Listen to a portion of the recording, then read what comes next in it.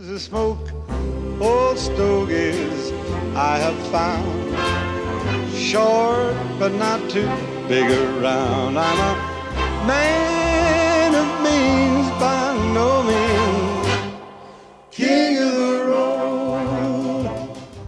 Alright guys, welcome back to another Stogie Lads cigar review. This time I have a pretty special cigar. First time I'm reviewing one on this channel. It is a Cohiba. It is the Cohiba Siglo II. As you can see, this beautiful band. Hope this focuses. Gorgeous, gorgeous, luscious sheen, oily sheen on that wrapper. This is looking to be an absolute beauty. This is the Siglo II, as I said, so a Petite Corona, Amareva in Cuban Vitola names, 129mm by 42 ring gauge. Cutting this up.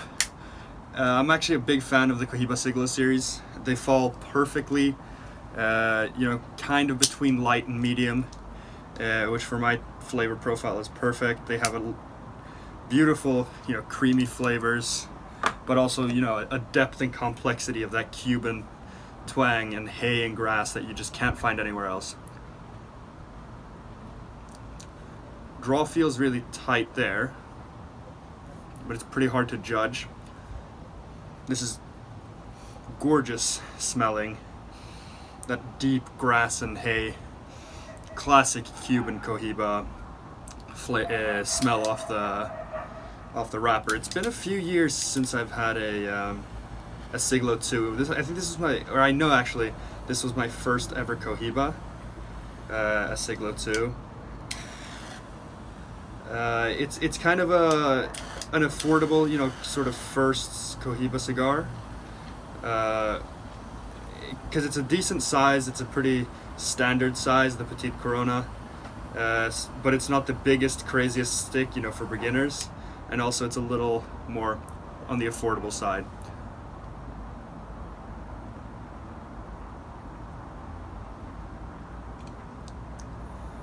Great burn, great draw, perfect draw. Actually, it tasted tight at first, but it's actually perfect.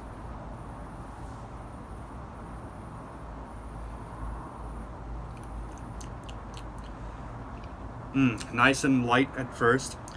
Tons of Cuban twang. Burning really quickly off the first few puffs. And that typical grass and hay right off the bat that you get from Cohiba so much. That irreplaceable Cuban flavor. Cohiba as a brand has been around since the 1960s. Most people know, as the story goes, it was Fidel Castro's favorite cigar. One of his bodyguards smoked one as a fuma, like a classic just everyday stick that was rolled by one of his friends or something. And Castro liked it so much he kind of made it the national cigar that they would hand out and stuff. And then now they've been globally available since the 90s. And obviously the most recognizable cigar brand in the world. That very recognizable yellow and white square band, and wow, the tobacco is just the highest quality out of the highest quality.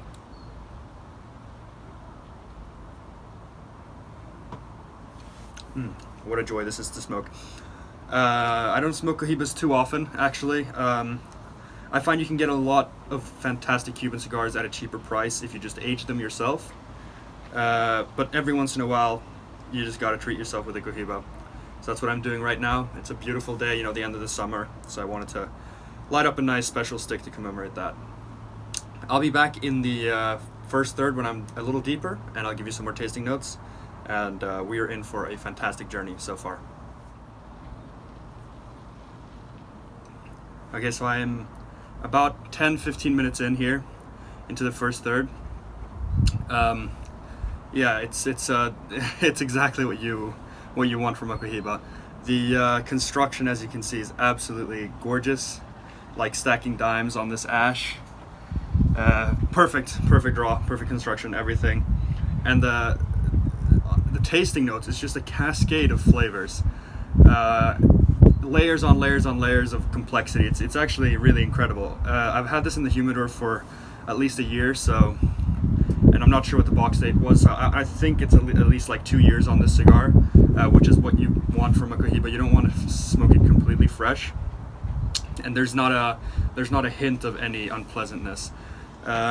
I'd say it's a creamy smoke. It's a sort of cafe latte sort of flavor with the coffee flavor that's coming along with that creaminess. There's a hint of hazelnut along with it as well, and a sweetness. It's sort of maple syrup-esque in its flavor. The hay and grass is always there, as you expect from a Cohiba.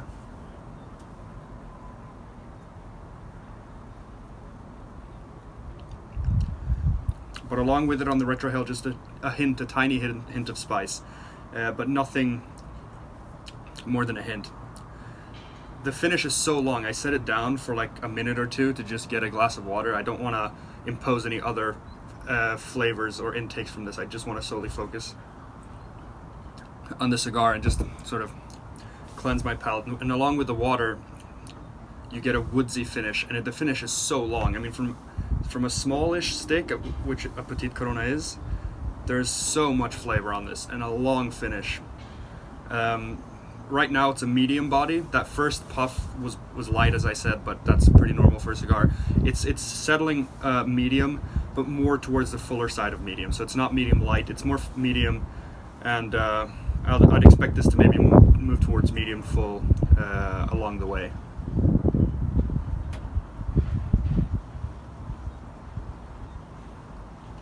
So nice on the retrohale as well. Yeah, right now this is an absolutely outstanding cigar. So when I get into this second third, I'm gonna get back to you. But right now, I'm just gonna enjoy this cigar, and I'll see you in a bit.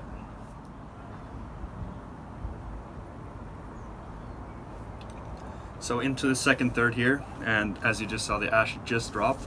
Cuban cigars always seem to tell a story in thirds. Flavor shifts between all thirds are often very clear, but I don't think any cigars do that as profoundly as Cohiba cigars. I mean, as soon as I moved towards that second third, the flavor shifted a lot. So like, surprisingly, as I was saying that I thought it would open more towards a medium full, it's actually, I'd say it's taken a step back almost into even more clear medium territory. The woodsiness has protruded a little more, and that sweetness that I described as a sort of maple syrupy sweetness is more of a fruity sweetness now. I'd say it's like a marmalade, like a fruit marmalade type sweetness. So it's definitely a lot fruitier, this cigar, and I was surprised about that. Still incredible smoke output, thick, still dense and chewy smoke. It's absolutely brilliant. But yeah, definitely a fruitier sort of compote type sweetness, and a little more earth has stepped forward along with that woodsiness. And yeah, it's been extremely complex. I mean, you never smoke. I smoked a Siglo I this spring, which was also just that was more two halves of flavors, but still, this is a Petite Corona that's extremely complex and really bringing so much flavor in such a small cigar. It's astounding, really, how great they make these cigars.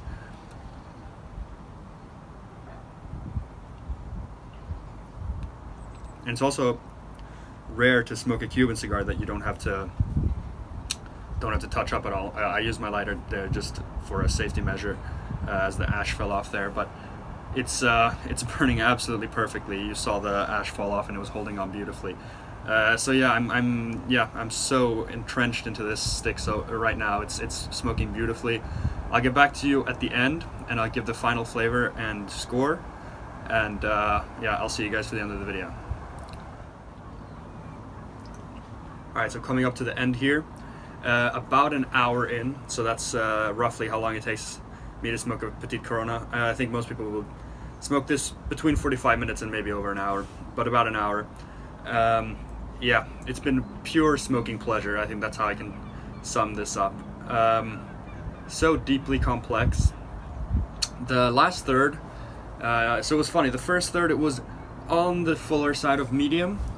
The second third, step down a little bit towards dead straight medium, and then this last part it's been inching up and up more towards full, and I would say it's pretty much a full-bodied smoke here by the end. It's gotten a lot more nutty in character, maybe a hint of leather, but just tiny. But the big note that I got, and I can't ever recall having tasted this note so strongly in any other cigar. It was dark chocolate, really accentuated here in the end. Still fantastic construction, as you can see. Beautiful all throughout. You always get that with a Cohiba. I can't recall either having a Cohiba that's like not burned well at all. The worst you'll get is having to touch it up a little, but this has been burning beautifully, as most do. But yeah, that dark chocolate has been fantastic, and the cigar has been absolutely incredible in terms of complexity, in terms of just depth of flavor and how much flavor there's been in it.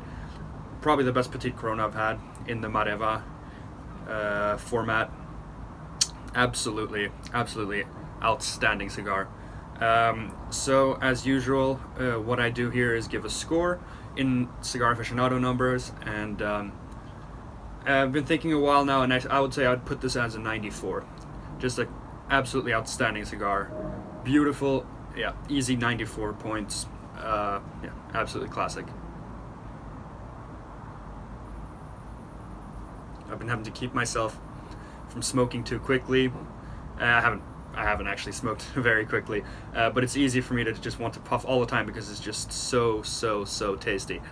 So talking a little about Cohiba, it's obviously the biggest brand out of Cuba in terms of how not known it is, and that means it's got lovers but a lot of criticism as well. And I see often online, on Reddit, other social media, people smoking Cohiba, and a lot of the criticism come from Americans. A lot of them come from Americans, and I think there are a couple of reasons behind this. I would say, firstly, right, a lot of cigars are fake. You see these, the bad fakes. I mean, if you look at the Cohiba band, taking this off, you can see the detail, the incredible detail in the band, and you see that Cohiba Tahino head, often without any holograms or anything. So you can see a lot of people are smoking bad fakes, and obviously those are going to be absolute horse shit.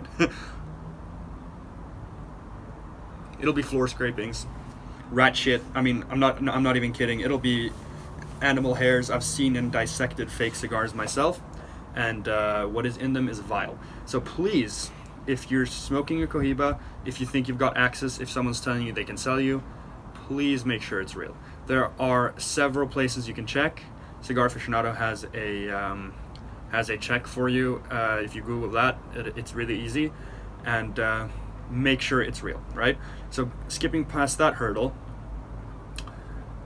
age is very crucial for Cuban cigars, and a lot of people say especially Cohibas.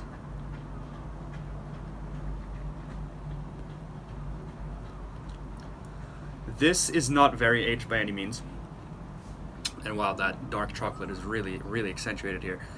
But I think it has about 2 years on it. That's enough to get a great smoking experience. What I'm saying mostly is that if you bought a box today and it has like a May 2020 or an April 2020 box date or something like that, let it rest a little at least, because you can get ammonia flavor, or it can be quite harsh when it's really young, and it's not going to be a great smoking experience. Now, some people take that as a criticism in itself, because people believe, and I think I could agree to an extent, that Cuba shouldn't be selling Cohibas that aren't ready to smoke right off the bat, right? Because they're expensive and they're the best brand. But this is the world we live in. This is the case of Cuban production. They just do not have enough tobacco in that small island of a country to be able to age stock very long.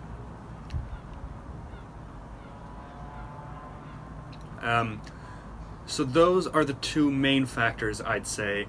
And then lastly, I think a lot of people, especially in the US, the cigars have been shifting extremely more to very thick and very full-bodied cigars. I mean, when you talk about like the 90s, people were smoking Macanudos and like light Connecticut cigars. Nowadays, you get like, I mean, you have these triple ligero cigars that are just like punches in the face, and then you have like 60 ring gauge cigars. If you're an American that loves that type of cigar, and I think I've talked about this before, I think I mentioned this in the first video.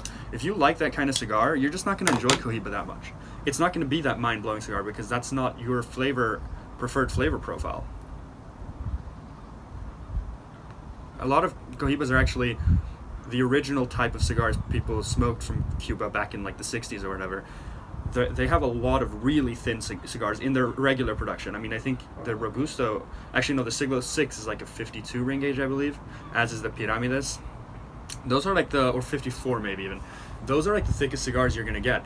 You have really thin Cohibas, and they are much lighter than these really heavy Nicaraguan sticks. So that's just not gonna be what you enjoy. But to just cap this off, what Cohiba is you have one island, Cuba, producing some of the best tobacco in the world, right? And on that island, there's a small place called Vuelta Abajo, and that is where almost all the Cuban cigar tobacco is produced. So you already have it narrowed down to one place on one island. And from that tobacco, only the best is selected for Cuban cigars in Habanos. And of that tobacco that's selected for Cuban cigars from Vuelta Abajo from Cuba, only the best of the best is selected for Cohiba. So what you get, and this is all according to Habanos, right? People have conspiracy theories or whatever, but that is what they claim. So what you have is the best of the best of the best of the best from a very small region of the world. So if you want what Habanos claims is the best smoking experience of Cuban cigars, the finest tobacco, that's what you're going to get in Cohiba. If you age your stock, you can get absolutely classic. I think if this was aged, another 6-7 years, I might put it might have been even better than a 94. That's why I don't like to go 98, because I know I can get a better smoking experience than this. I have had better smoking experiences than this, but this is an absolutely outstanding regular production Cuban cigar. So I hope you guys liked this video. I'm almost lost for words. I'm just so just so happy smoking such a good cigar. I hope you guys liked this video. I hope you guys found it interesting, and I hope you guys watch our next ones as well. And until then, I'll see you guys in the next one. Use the smoke, old stogies I have found, short but not too big around. I'm a man